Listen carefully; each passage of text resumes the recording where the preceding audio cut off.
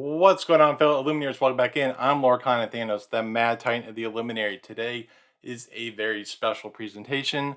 I have been given the honor of doing a reveal for set 6 of Disney Lorcana Azurite C. First and foremost, thank you so much to Ravensburger and the Disney Lorcana team. Let's get into the card.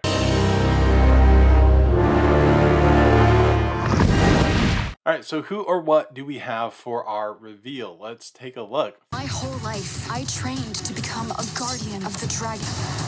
Now, to restore peace. My name is Raya.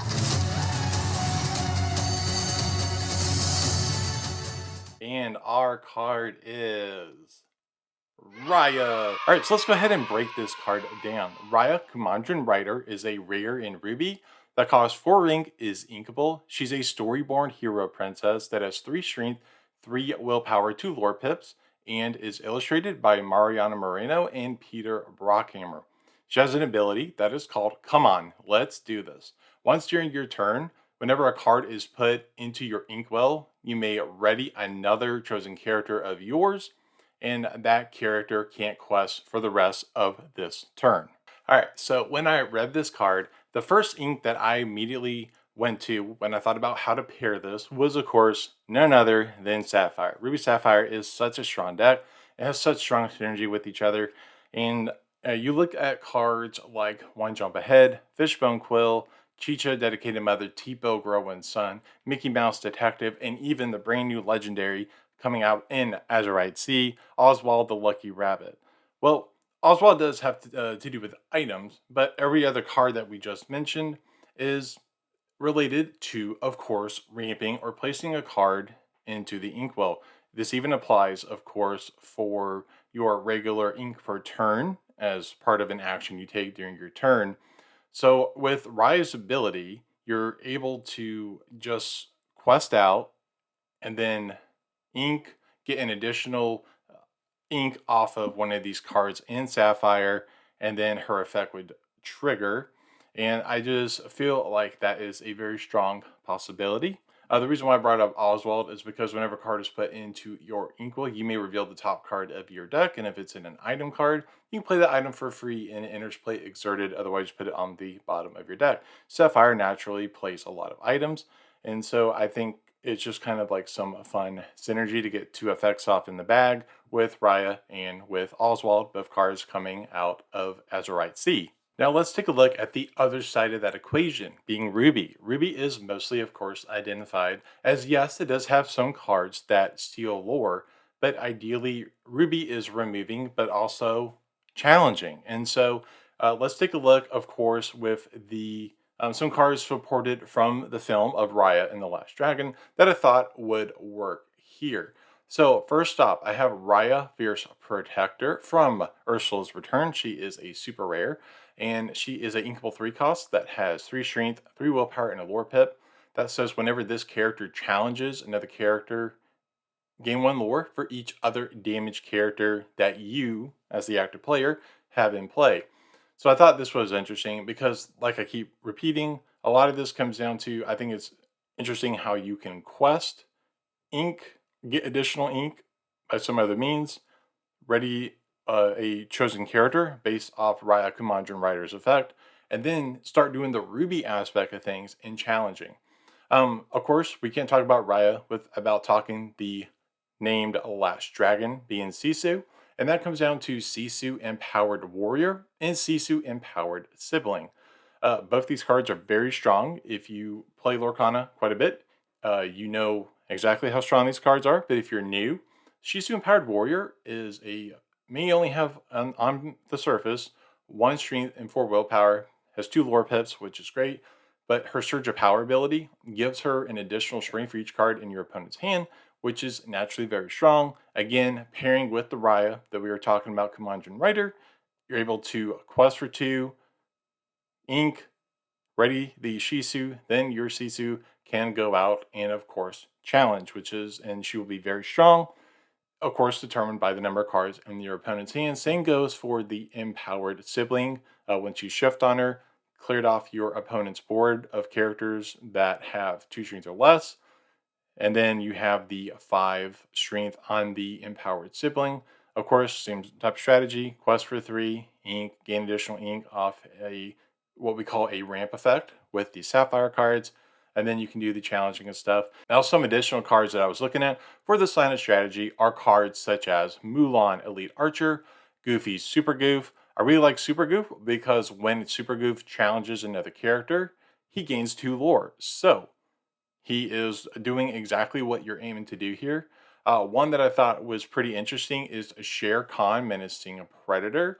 Now, Shere Khan has an ability that says whenever one of your other characters challenges another character, you gain 1 lore. So you kind of see where I'm going with this is using a lot of challenge-based effects, and then you use the Sapphire side in order to gain more cards in your Inkwell, have the Raya Kumandran Rider out, and then you can do all kind of fun shenanigans here. And one last card in Ruby I thought was interesting was Scar, Vicious Cheater. Again, this guy he's non-inkable. He's very strong though with having the 6 strength 5 willpower. Again, those 2 lore pips are very, very important. And then his ability, Daddy Isn't Here to Save You, says that during your turn, whenever he banishes another character in challenge, you can ready him, and then he can't quest for the rest of the turn. So if you synergize him with Raya, you get that questing part out of the way, and then Scar is able to banish something in a challenge. He can essentially challenge twice. And if we use some of our other lore gain abilities off of challenging, then I think there's a nice synergy there. But I didn't want to leave other inks out of consideration. So here are some other ideas that I came up with. All right, so let's take a look at one of my favorite inks in Digital Lorcana, and that is Steel. Steel is, of course, revolved around dealing damage. And so, with the concept that we are laying out on how to pair Raya Kumandran Rider with the questing, then challenging, I figured that these cards here in Steel work very well with that overall strategy. Those cards are going to be an example, of course, Tinkerbell, Giant Fairy, Cinderella, Stout-Hearted, Robin Hood, Champion of Sherwood, and one that might be a little spicy, Gustav the Giant.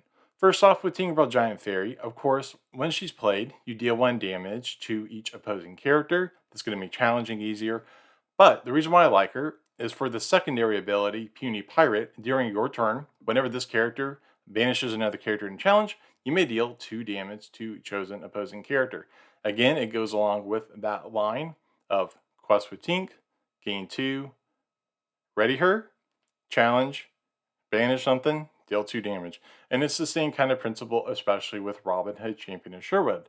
Robin Hood, Champion of Sherwood is one of my favorite cards in the game. He naturally has 2 lore. Quest with him, Ink, Raya triggers. Ready him, Robin Hood. When he banishes character in challenge, you gain 2 lore. That's gaining you 4 lore in 1 turn just off one simple interaction.